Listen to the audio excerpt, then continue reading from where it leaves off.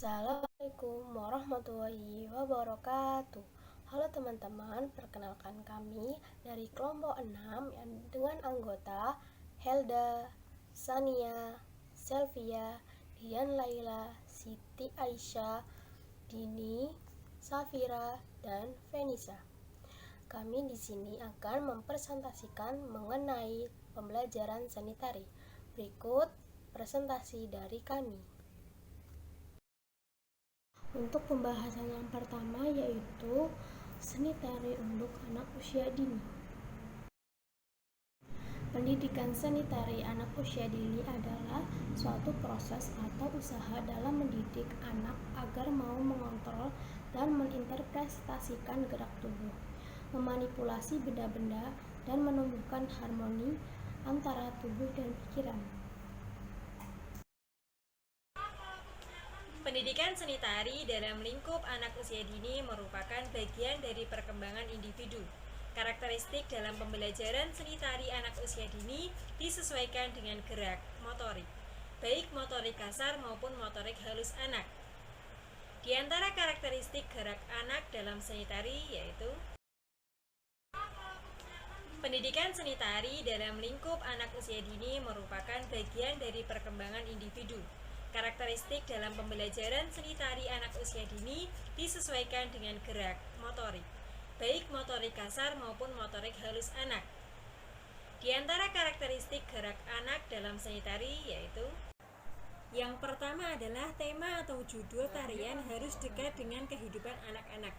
Maksudnya seperti apa? Kita memilih tema atau pembelajaran seni tari untuk anak usia dini itu bertemakan lingkungan atau gerakan menirukan lingkungan atau kehidupan sekitar. Nah, seperti itu. Contohnya misal bertemakan mengikuti atau berbagai macam profesi yang ada di sekitar.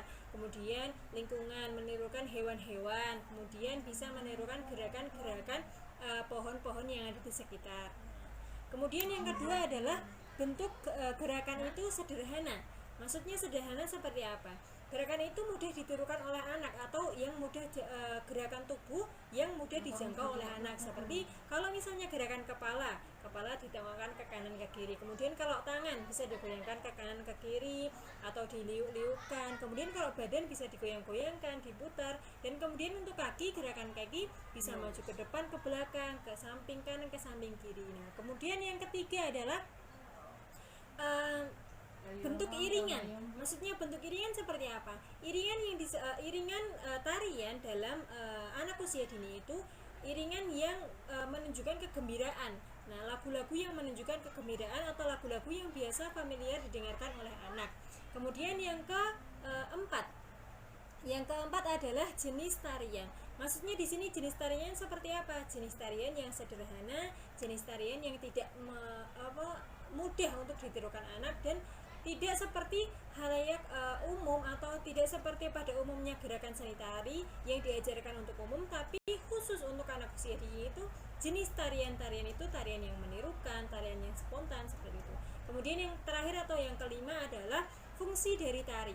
Nah, fungsi dari tari di dalam karakteristik gerak anak dalam seni tari ini adalah untuk fokus kepada kreativitas dan kreativitas anak sendiri. Jadi tidak untuk hiburan semata atau seperti umumnya fungsi dari tari itu sebagai hiburan atau pengenalan budaya.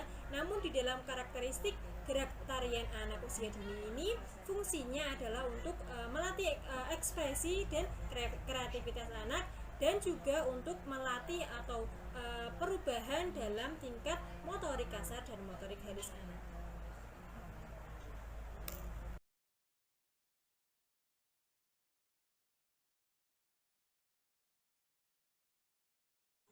Kemudian ada pengertian tari anak-anak.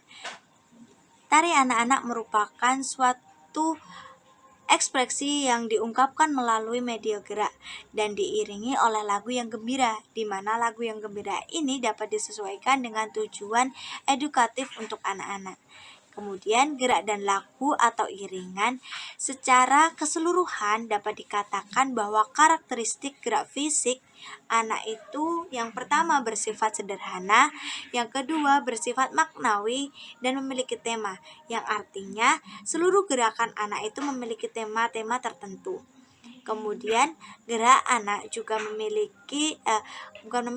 namun menirukan gerak keseharian orang tua ataupun profesi, keadaan lingkungan mereka seperti hujan ataupun angin, serta menirukan binatang dan tumbuhan.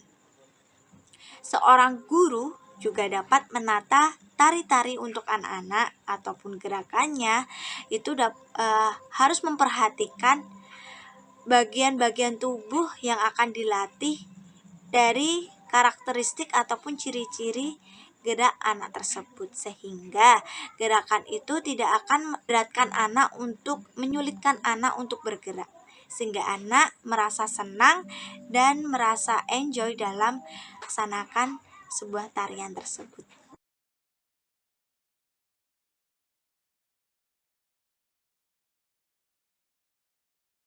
Selanjutnya yaitu tujuan pembelajaran seni tari.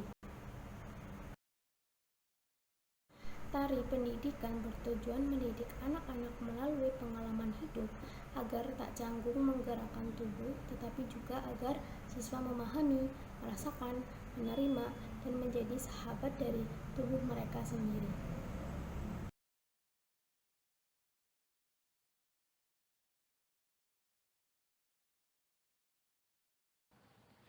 Perkembangan motorik tari. Kemampuan fisik motorik merupakan proses tumbuh kembang kemampuan gerak seorang anak. Setiap gerakan yang dilakukan anak merupakan hasil pola interaksi yang kompleks dari berbagai bagian dan sistem dalam tubuh yang dikontrol oleh anak. Untuk mengembangkan perkembangan fisik motorik kasar anak dapat melalui sebuah tarian.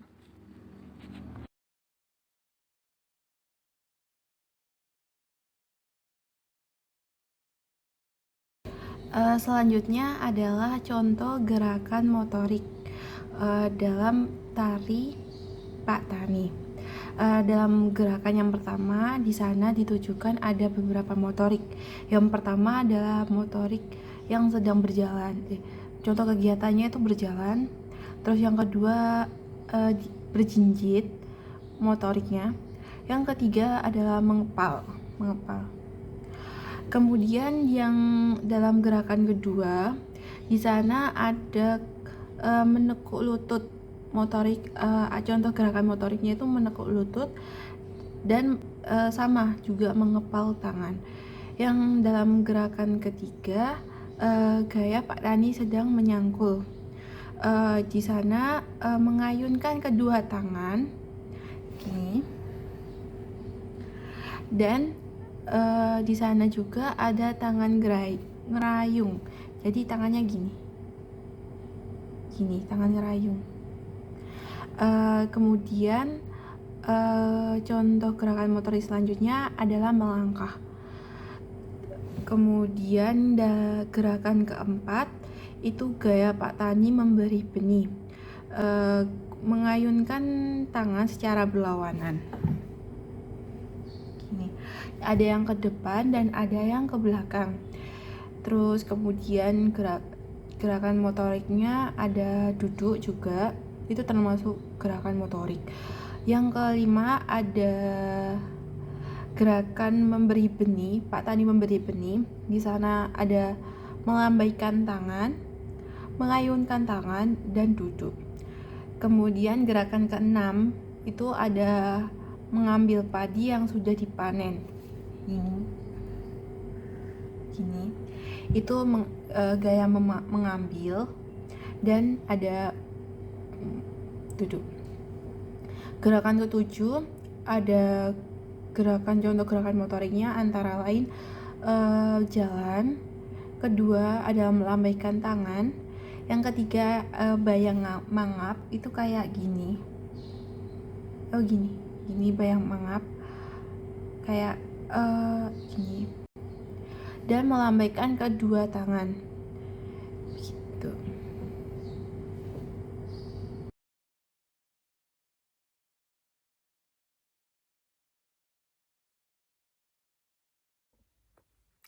Yang pertama ada continuity bersifat kontinu, yaitu dimulai dari gerakan yang sederhana menuju ke gerakan yang lebih kompleks menurut bertambahnya usia anak. Yang kedua ada uniform sequence, yaitu semua anak memiliki pola tahapan yang sama, meskipun kecepatan tiap anak untuk mencapai tahapan tersebut berbeda. Dan yang terakhir ada maturity. Maturity adalah kematangan yang dipengaruhi oleh sel saraf. Sel saraf telah terbentuk saat anak lahir, tetapi proses myelinasinya terus berlangsung sampai beberapa tahun kemudian.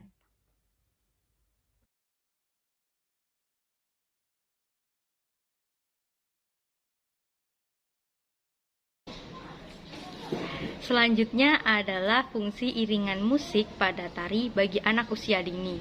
Secara umum, fungsi musik iringan pada tari memiliki definisi sebagai penghibur dan pengelengkap dalam sebuah tarian. Sedangkan fungsi lain dari iringan terhadap tari ialah sebagai iringan gerakan, ilustrasi, pembangun suasana, dan juga menambah nilai keindahan. Terkhusus untuk anak usia dini, adanya iringan musik pada tari ialah untuk meningkatkan kecerdasan anak, meningkatkan imajinasi, dan juga membangun membangun emosional anak.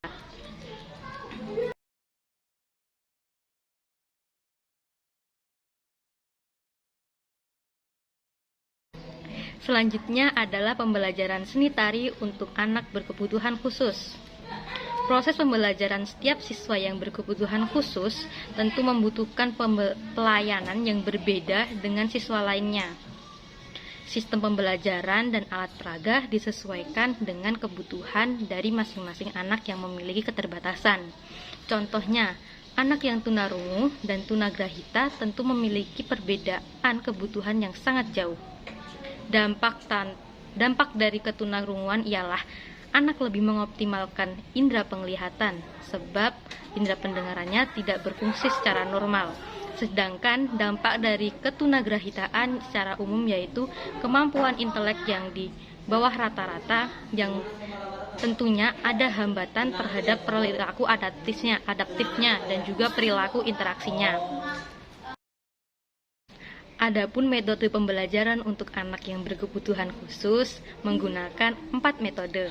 Yang pertama, metode demonstrasi, yang kedua, latihan atau drilling, yang ketiga, imitasi, dan yang terakhir ialah metode bahasa isyarat. Metode demonstrasi merupakan metode penyajian pembelajaran dengan memperagakan dan mempertunjukkan kepada siswa tentang suatu proses, situasi, benda tertentu, baik sebenarnya atau hanya sekedar tiruan. Sedangkan metode latihan atau drilling ialah cara membelajarkan siswa untuk mengembangkan kemahirannya dan keterampilannya serta dapat mengembangkan sikap dan kebiasaannya. Selanjutnya, metode imitasi merupakan metode yang mengarah pada peniruan. Peniruan dapat dilakukan dengan menirukan suatu benda, gerakan, atau tingkah laku seseorang. Metode imitasi berarti ketangkasan dalam menangkap dan merespons sesuatu yang disengaja setelah melihatnya. Dan yang terakhir adalah metode bahasa isyarat. Bahasa isyarat merupakan bahasa yang digunakan untuk anak berkebutuhan khusus yang menyandang tunarungu. Dalam penelitian metode pembelajaran tari Angguk Putri pada ABK Tunarungu di Sanggar Seni Sri Panglaras, ditemukan teknik-teknik yang digunakan oleh pengajar terkait metode isyarat. Teknik yang digunakan pengajar yang diterapkan pada proses pembelajaran berlangsung ialah sebagai berikut. Yang pertama ada teknik speech reading, yang kedua ada good speech, dan yang terakhir adalah teknik aba-aba. Teknik yang pertama, speech reading, ialah anak membaca gerak bibir pengajar. Sedangkan teknik good speech adalah teknik gestur tangan. Dan yang terakhir adalah teknik aba-aba, di mana instruktur atau pengajar memberikan aba-aba untuk anak memulai atau berhenti dan perintah lainnya.